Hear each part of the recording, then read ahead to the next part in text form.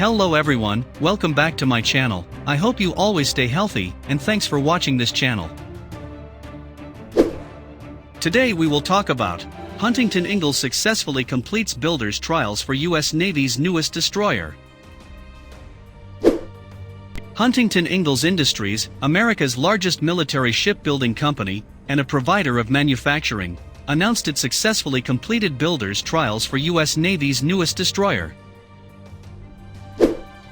As noted by the company, the guided missile destroyer Frank E. Petersen Jr., DDG-121, spent 3 days in the Gulf of Mexico testing the ship's combat system, which included firing a missile. Ingalls, Navy AEGIS Test Team, the Navy Ships Force, the Program Office, numerous combat systems participating acquisition managers, and supervisor of shipbuilding, conversion and repair worked together to ensure a successful builder's trial, said John Fillmore, Ingalls DDG-51 Program Manager. A successful builder's trial sets us up for a final trial prior to delivery.